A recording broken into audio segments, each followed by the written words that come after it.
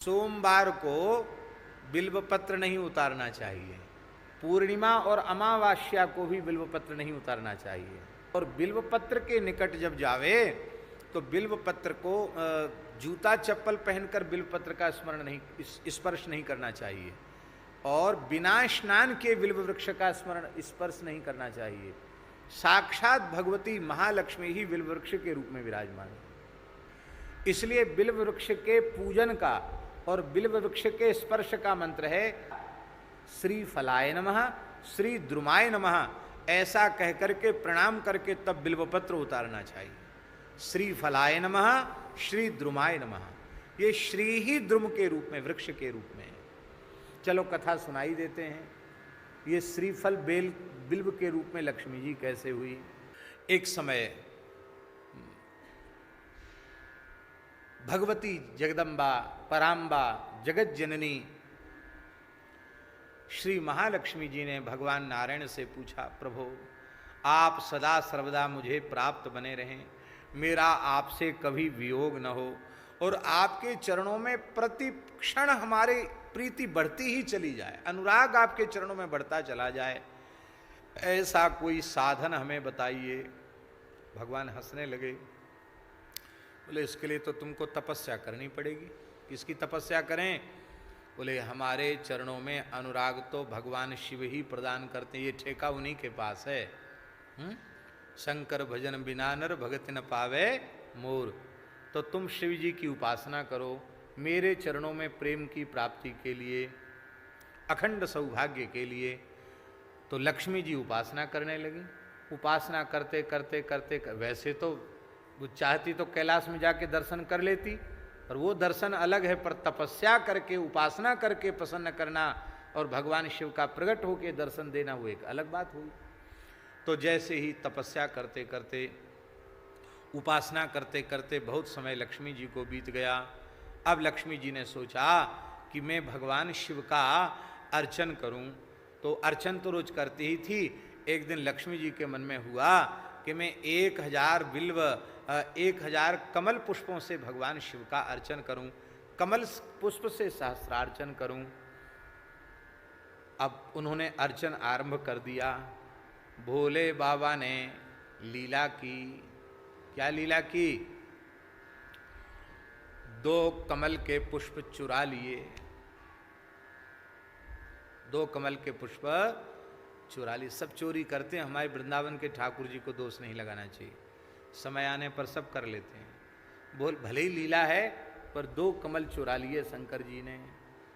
अब पूजन के बीच में उठना, बोलना, संकेत करना, या वो तो भगवती महालक्ष्मी संकल्प करें तो प्रकट हो जाए, पर ये अपनी शक्ति का प्रयोग करना वो भी एक दोष ही है। उपासक बन के उपासिका बन के बैठी हैं। तब उन्होंने विचार किया अब मैं क्या करूं। तब उनके मन में आया कि भगवान श्री नारायण हमारे पयोधरों को खिले हुए कमल का जो बंद, जो माने अध खिला हुआ जो कमल है, वह उपमा हमारे पयोधरों की भगवान नारायण देते हैं। तो क्यों ना यही कमल हैं, ये कमल ही मैं अर्पित कर दूं। तो उन्होंने तत्काल अपने पयोधर ही कमल के रूप में अर्पित कर दिए। तत्काल भगवान शिव पार्वती प्रकट हो गए। भगवती का स्वरूप तो तत्काल यथावत ही हो गया, पर वो जो अपने पयोधर अर्पित किए थे उसका सिंचन भगवान शिव ने अमृत से किया, और सिंचन करते ही भूमि से बिल्व वृक्ष प्रकट हो गया। इसलिए इसको श्री द्रुम कहा गया। लक्ष्मी जी से प्रकट है ये। और इसमें ब्रह्मा जी, विष्णु भगवान, शिव जी, संपूर्ण देवी देवताओं का निवास इसमें होता है। बिल्व वृक्ष के नीचे 68 करोड़ तीर्थों का निवास होता है। बिल्व वृक्ष के नीचे बैठकर साधन करने से बहुत जल्दी मंत्र सिद्धि होती है। शंकर जी की स्थापना की जरूरत नहीं पड़ती। बिल्व वृक्ष के नीचे सहज शिव जी उसके नीचे विराजते हैं, समस्त देवता विराजते हैं। यही भाव मेरे मन में जब ये कथा आई थी तो हमारे मन में ये भाव आया था, कहीं ऐसा हो जहाँ शिव जी को मध्य में हम विराजें और प्राकृतिक रूप से कम 11-12 बिल्व के वृक्ष हों, और उन वृक्षों का ऐसे झुरमुट बन के प्राकृतिक शिव जी का मंडप बन जाए, जिसमें बिल्व वृक्ष के बीच में बैठकर शिव जी का स्मरण किया जाए, वहीं बैठ के राम राम किया जाए।